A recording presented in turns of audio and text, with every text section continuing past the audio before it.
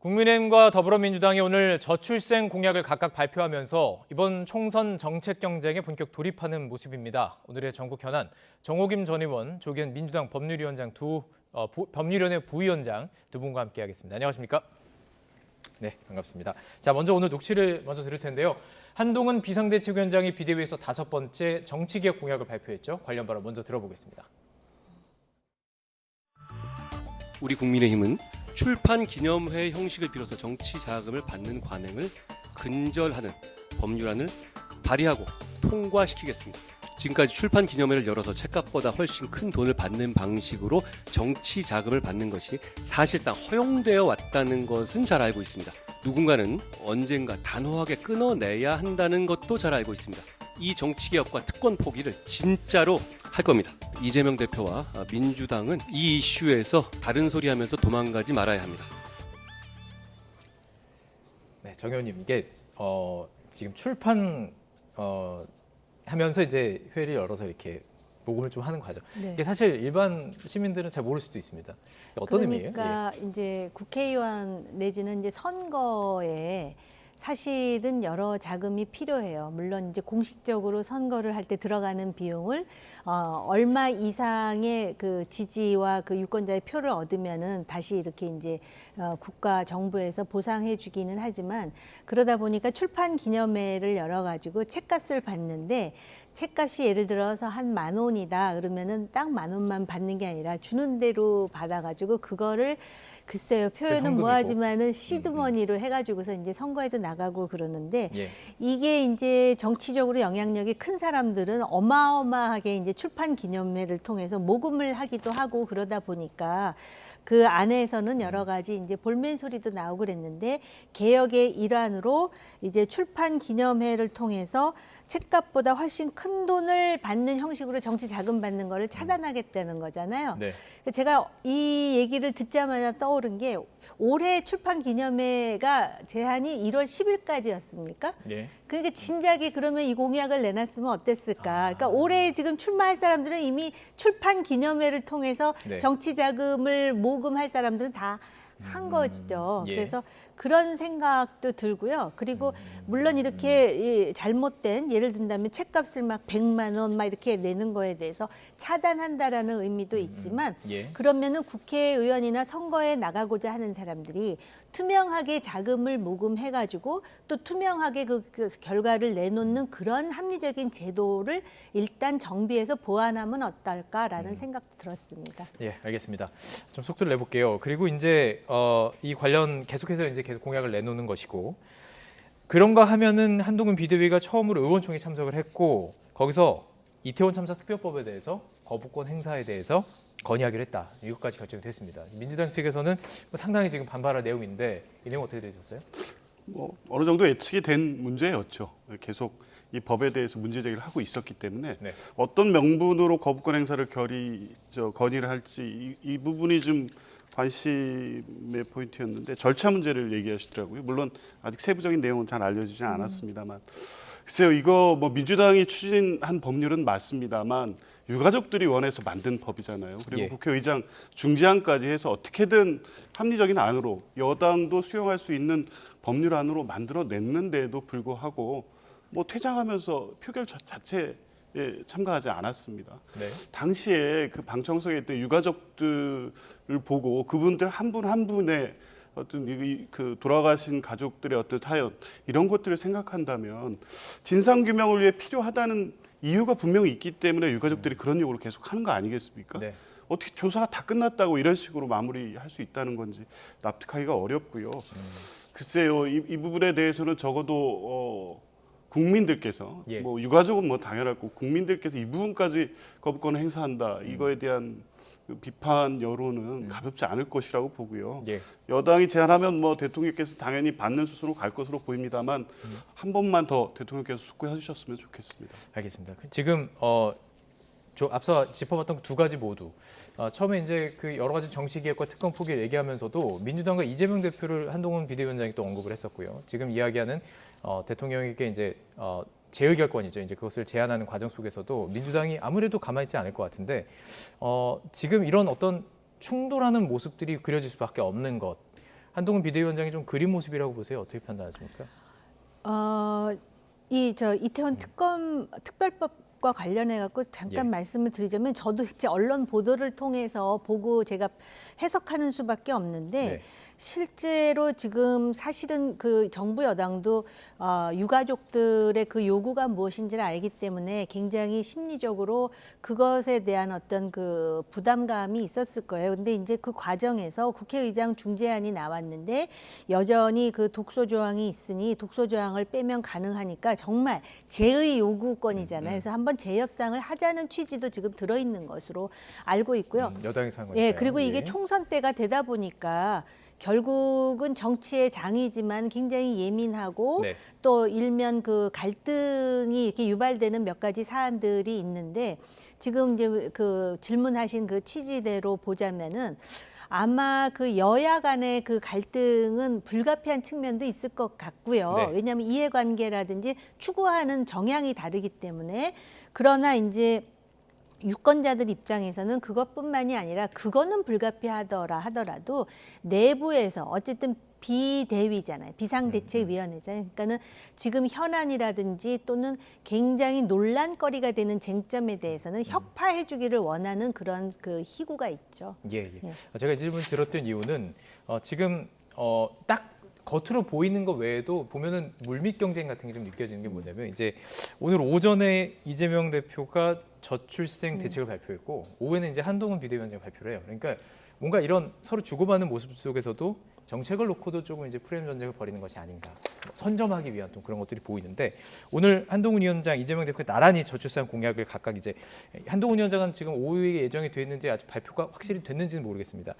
아직 오전에는 이제 이재명 대표가 발표를 한 내용인데 이런 것들이 정책 경쟁이라고 보십니까? 아니면 정말 뭔가를 선점하기 위한 어떤 액션이라고 보십니까? 뭐 정책에 대한 어떤 이슈 선점을 노리는 거죠. 이거 근데 좀 뭐 바람직하다고 보시네요. 글쎄 뭐 정책을 가지고 경쟁하는 것 자체는 예. 뭐 따라한다고 한들 뭐 그걸 뭐 탓할 이유가 있겠습니까? 네. 그 내용이 중요하고 실천 의지가 중요한 거고 예. 특히 이 저출생 대책 같은 경우에는 뭐 여야를 떠나서 국가적 위기에 대한 부분이기 때문에 계속적인 어떤 대책에 대해서 논의가 돼 왔었고 네. 뭐 대통령께서도 직접 위원회 회의도 주재하고 했지 않습니까? 이제 그런 측면에서 보면 뭐 한동훈 위원장이 오늘 4시 발표하는 걸로 돼 있는데 이게 원래 준비된 일정인지는 잘 모르겠습니다. 근데 민주당 어쨌든 계속 준비해 왔고 예. 일정이 예정돼 있었던 일정이고 또 그 내용 자체도 상당히 상세하게 네. 꼼꼼하게 이제 대책을 마련해서 발표를 했고요. 뭐 정책 경쟁 측면에서 보면 어떤 방식으로 뭐 양당이 하더라도 이 부분은 이제 그런 걸 내놓고 국민들이 그거에 대해서 평가를 받는 것이기 때문에 예. 뭐 그거에서 순서가 중요하다거나 이 당이 하니까 따라했다 뭐 이런 것을 비판할 필요는 없다고 봅니다. 알겠습니다. 자, 그런 의미에서 그러니까 선거를 앞두고 어떤 사람이라든지 이슈 중심으로 좀 토론하기보다는 정책에 대한 토론을 할 수 있어서 참 좋은 것 같은데요. 저희가 좀 준비를 해봤습니다. 국민의힘에 앞서서 민주당이 먼저 오전에 저출산 관련 정책을 발표했죠. 이재명 대표의 목소리로 직접 들어보시죠. 그래서 우리 민주당은 결혼, 출산, 양육 망라하는 획기적인 정책 패키지를 준비했습니다. 모든 신혼부부의 기초자산 형성을 국가가 직접 지원하겠습니다. 국가의 출산, 돌봄 책임을 더욱 강화하고 특히 신혼부부들의 가장 큰 고민거리라고 할 수 있는 주거 문제에 대해서 획기적인 대책을 마련하겠습니다. 노동 환경을 개선해서 일가정 양립이 가능할 수 있도록 적극적으로 뒷받침할 것입니다. 네, 오전에 이제 저도 이걸 생중계를 좀 해드렸었는데 이재명 대표는 출산 이후에 자동휴직도 있고 아빠의 육아휴직 일정 기간에 강제로 하는 것도 있고 그다음에 주거 안정화도 있고. 근데 이게 좀 말이 다르지만 이제 앞으로 이제 발표하게 될 한동훈 위원장이 발표하는 것도 비슷한 내용들이 좀 많이 담겨 있어요. 예, 그 말씀을 드리려고 그랬는데요. 네. 이미 그 한동훈 위원장이 저출산 대책에 대해서 하겠다고 어제 예고를 했어요. 그렇기 네. 때문에 이거 경쟁적으로 하는 건 아니고 이미 조 변호사 말씀하셨듯이 이런 정책 경쟁은 정말 바람직한 거죠. 정치적인 그런 논쟁을 벌이는 것보다 훨씬 생산적인 건데 대충 내용을 보면은 좀 유사한 측면도 있어요. 왜냐하면 이제 출산 휴가라든지 육아 휴직이라든지 무상 교육이라든지 또 여성들의 경력 단절을 막는다든지 일가정 양립이라든지 그다음에 집이 없으니까 장기로 이제 임대를 해주고 그걸 다시 분양받게 한다든지 뭐 다 좋은데요. 네. 이거를 하려면은 상당히 이제 기간이 지나야 효과가 나타나는 것이거든요. 그런데 예를 든다면은 여기 보면은 국가의 출산, 돌봄 책임을 강화하고 신혼부부의 고민거리, 주거 대책 이렇게 하면은 굉장히 추상적이잖아요. 이 중에 하나라도 여야가 좀 합의를 해서 하나라도 확실하게 할 수 있는 저출생 대책 이거는 굉장히 지금 심각한 그런 사안이기 때문에 단순히 총선 공약이 아니라 그렇게 해서 이거 다 하려고 하다가 아무것도 안 하는 것보다 한 가지라도 서로 합의를 해가지고선 해나갔으면 좋겠고요. 무엇보다도 젊은 여성들 얘기 좀 들어보시라는 말씀 하고 예. 싶어요. 예. 지금 계속 이야기를 나눠가는 것이 이재명 대표 대 한동훈 위원장 약간 이런 구도를 가지고 좀 이야기를 이어가고 있는데 말을 놓고 서로 주고받은 게 또 있어요. 그리고 그것도 이제 이재명 대표가 복귀할 때 이렇게 얘기했죠. 법으로도 펜으로도 안 되니 칼로 죽이려 했다. 근데 이 부분에 대해서 한 위원장이 좀 망상 아니냐 얘기를 했고 그것에 대해서 이제 또 반응이 있었습니다. 서로 주고받는 또 설전이 이어지는 모양새인데 이 주제를 놓고 말을 주고받는 건 어떻게 보세요?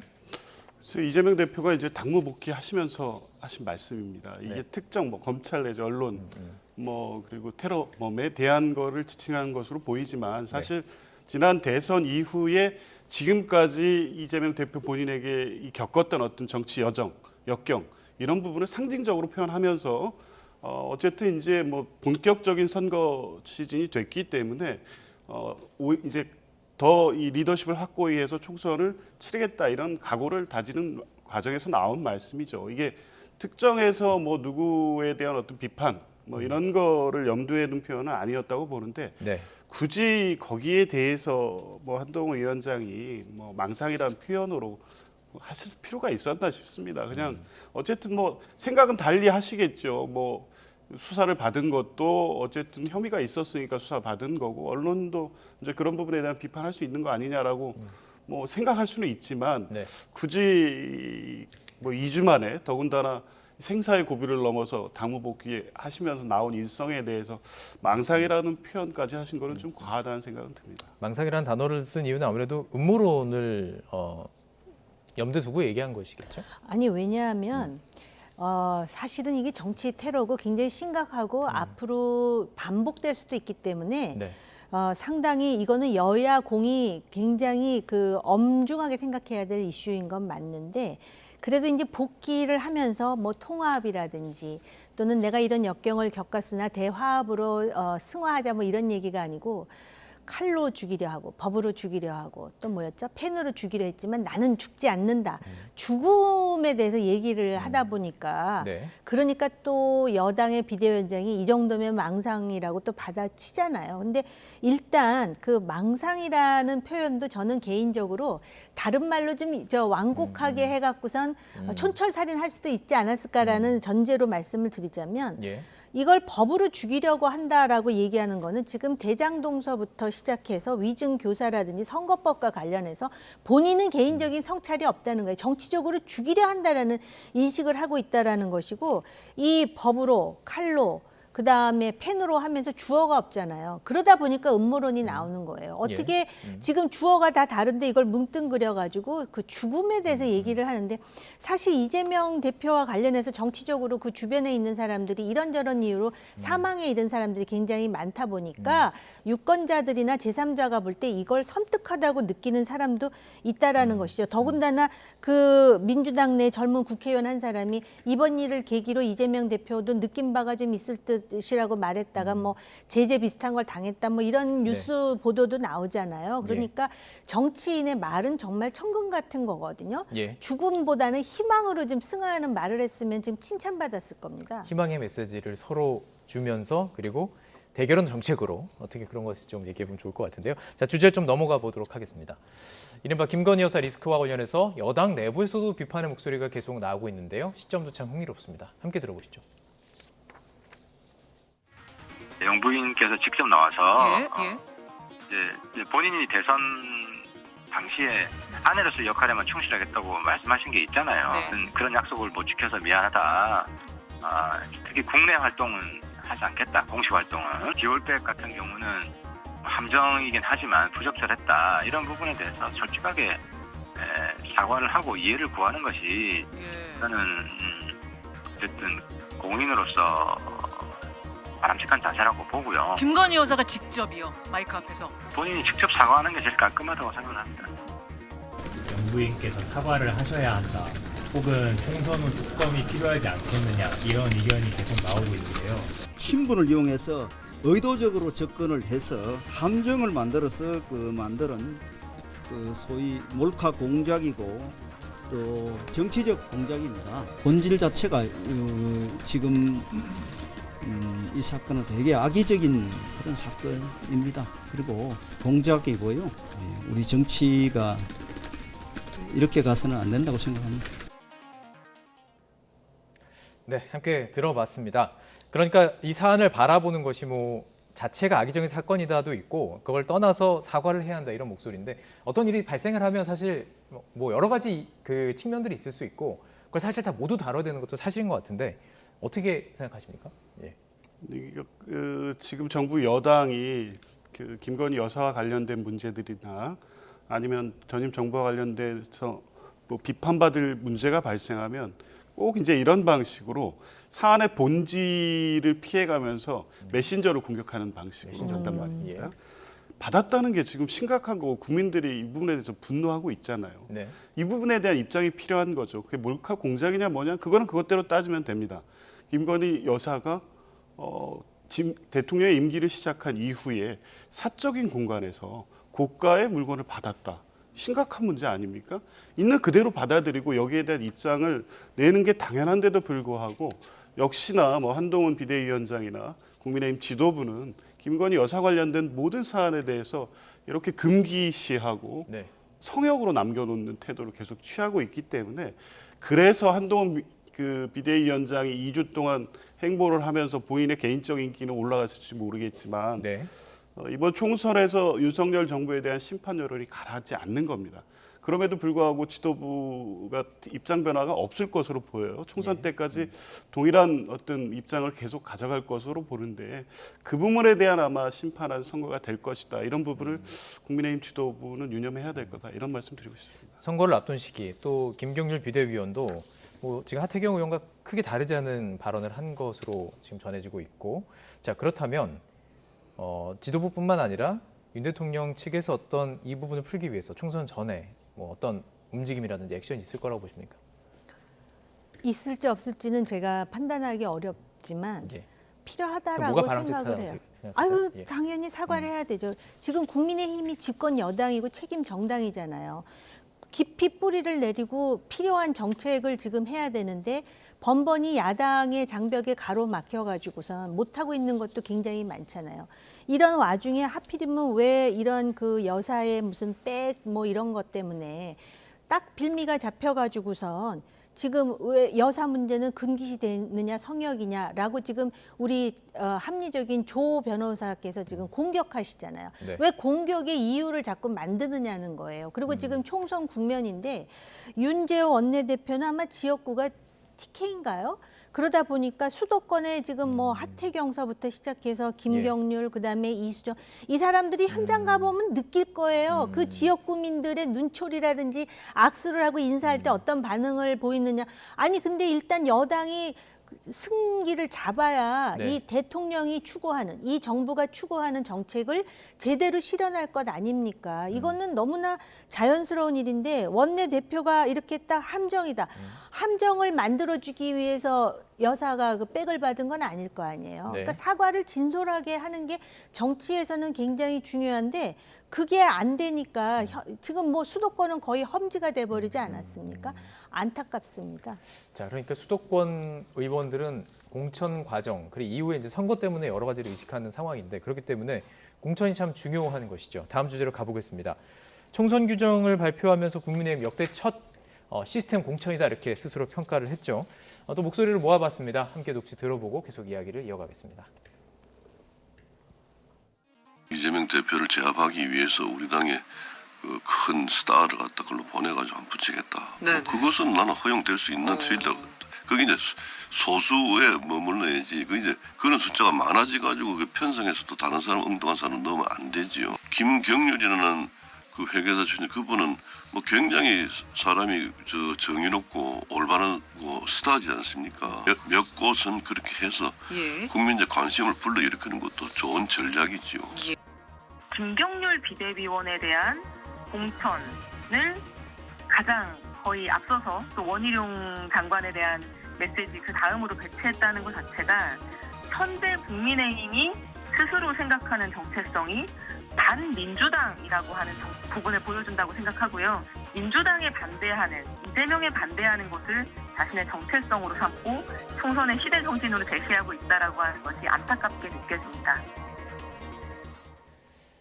자, 정리를 해드리면, 듣고 나서 이제 정리를 해드리면요. 한동훈 비대위원장은 계속 경선 룰을 지키는 것을 강조했습니다. 그럼에도 불구하고 뭔가 전력공천, 지역에 따라서 전력공천이 있는 것 같은 느낌을 주었기 때문에 지금 이야기를 나눈 것인데, 이 공천 과정들 속에서 여러 가지 이제 잡음들이 들릴 수도 있는 것이고, 이것이 낙하산이 아니냐 이런 얘기도 나오고 있는 것입니다. 어떻게 보세요? 이 과정이 좀 해석하기가 좀 쉽지는 않은 것 같습니다. 어떻게 해석하세요? 하필 전날 공관위가 예. 시스템 공천을 발표하지 않았습니까? 네. 근데 한동훈 위원장이나 김경률 위원이 얘기하는 걸 보면 그 전날 이미 이 마포 공천과 관련된 두 분 간의 얘기는 정리가 된 것 같습니다. 네.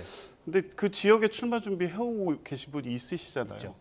그런데 공개적인 자리에서 당의 대표 그 자리에 있었고요. 예, 그게 대표가 불러서 사실상 공천을 낙점하는 행위까지 이어졌단 말입니다. 그러니까 전날의 시스템 공천이라는 게 굉장히 무색해진 거죠. 그러니까 이런 방식으로 하는 게 옛날에 다 밀실 공천이라고 한 겁니다. 뒤에서 시스템이나 당원 당규상의 어떤 절차나 이런 걸 따지지 않고 미리 정해놓고 어떤 모양새만 취하는 것. 그러니까 지역에 따라서는 전략지역 선정이라든가 전략공천 또 단수공천 뭐 국민의힘 당규에 어떻게 상세하게 규정되어 있는지 모르겠습니다. 민주당 당규에는 다 그렇게 정해져 있습니다. 이거에 따라서 가는데 당이 특별한 사정이 있는 경우에 이렇게 상징적인 지역에 상징적인 후보를 내는 방식으로 총선 전략을 짜기도 하는데 어쨌든 한동훈 위원장이 이번에 마포 의뢰에 대해서 김경률 의원을 공천하겠다는 적적 의지를 그런 방식으로 표현한 것은 그 전날 얘기했던 시스템 공천에서 맞지 않고 과거의 정치 방식이죠. 공천이 누가 되느냐를 보면은 좀 알 수도 있는 어떻게 보면 간단한 문제일 수도 있는데 자 그리고 어제 그리고 이 오찬 이후에 오찬을 가졌죠. 이거 발표를 한 뒤에 오찬을 가지면서 이제 사선 의원들이랑 뭐 식사를 하면서 이 시스템 공천에 대해서 잘했다 이런 말을 들었다고는 좀 전해지고는 있습니다. 공개적인 자리랑 비공식적인 자리는 뭐 같은 얘기인지는 모르겠습니다. 이 과정들 어떻게 보셨는지 궁금해요. 아니 어쨌든 지금 퍼센티지를 정해가지고 시스템 공천을 지금 추진하겠다라고 하는 거는 분명하고요. 그 시스템 공천대로라면은 과연 중진 의원들이 불리한지 유리한지에 대해서는 결과가 나와봐야 될 것 같아요. 그렇기 때문에 어떤 중진들은 그거를 불리하게 생각하기도 하고 어떤 사람들은 해볼만 하다고 생각하는데 어쨌든 수치로 되어 있기 때문에 누구를 일방적으로 꼽고 하는 거를 하기는 쉽지 않을 거예요. 그런 점에서는 의미가 있다라고 보여지고요. 지금 민주당이 당규대로 한다고 하지만 시스템 공천을 한다고 하지만은 예비 후보에 대한 적격 부적격을 가를 때 얼마나 많은 파열음이 나오고 있습니까? 그럴 뿐만 아니라 그 공천검증위원회에서 정말 물론 이제 그 이후에 또 뭐 공천관리위원회에서 뭐 결정한 사안도 있겠지만 적격 후보라고 한 사람들에 대해서 상당히 논란이 많은 것도 사실이에요. 그렇기 때문에 민주당 스스로도 성찰해야 될 부분이 많고요. 단지 지금 그 국민의힘의 마포을이라든지 계양을과 관련해 가지고 한동훈 위원장의 어떤 그런 그 행보는 상당히 거칠었던 건 사실이에요. 그렇기 때문에 경선을 하든 아니면 전략 공천을 하든 일단 그 자체의 지역위원장이 있으면은 매끄럽게 할 수 있는 정치적 방법이 있음에도 불구하고 이것이 지금 오르내린다는 자체가 거칠었다라는 방증이죠. 알겠습니다. 자 이제 시간이 많지는 않은데요. 변호사 모셨으니까 짧게 입점을 좀 드리고 싶습니다. 울산시장 선거 개입 의혹과 관련해서 임종석 전 대통령 비서실장, 조국 전 민정수석 재수사하기로 했습니다. 후폭풍이 좀 불까요? 어떻게 보세요? 예, 하여간 공교롭게도 이틀 전에는 그 문재인 전 대통령의 사위에 대한 또 압수수색이 있었습니다. 그러니까 최근에 전 정권 인사에 대한 수사가 제기되고 있는 겁니다. 정치적인 어떤 배경이 있지 않나라는 의혹을 가질 수밖에 없어요. 특히 총선 시기니까 하던 수사이고 혐의가 있으니까 수사하겠다. 뭐 검찰은 그렇게 얘기하겠지만 네. 어떤 이렇게 수사를 하면 결국에 민주당의 이 전 정부 친문과 어떤 민주당의 현재 내부의 어떤 갈등이 발생할 수도 있겠다. 이런 계산이 있는 게 아닌가라는 의혹을 제기할 수밖에 없고. 의심이 든다. 예. 그리고 이 뭐 문재인 전 대통령의 그 과거 전 사회에 대한 것도 그렇고 이 재기 수사도 그렇고 이미 상당 시간이 경과됐고요. 예. 또 이 울산시장 관련된 거에서는 이미 무혐의 처분을 한 적이 있었는데 굳이 다시 꺼내 들어서 다시 수사를 해야 될 필요성이 있는지는 좀 의문입니다. 좀 정치적이라고 보시는 것 같은데요. 아니요, 문재인 전 대통령의 전사위와 관련해서는 진실이 무엇인지 궁금해하는 사람들이 굉장히 많아요. 그리고 지금 울산시장 그 관련 수사와 관련해서는 밑에 실무진들 중에는 선고를 받은 사람도 있고 유죄가 된 사람도 있고 기소된 사람도 있고 막 그렇잖아요. 그런데 가장 위계의 예. 꼭대기에 있는 비서실장과 민정수석에 대해서는 사실 그 문재인 정부 당시의 검사들이 결국은 지금 기소하지 않았단 말이에요. 예. 그러니까 이상한 건 사실이고 저는 솔직히 진실이 무엇인지 저 개인적으로는 굉장히 궁금합니다. 알겠습니다. 시기가 시기이니만큼 아무래도 이 부분도 좀 민감한 이슈로 앞으로 올라오지 않을까 생각이 됩니다. 정호김 전 의원, 조기현 민주당 전 법률위원회 부위원장과 이야기 나눠봤습니다. 고맙습니다.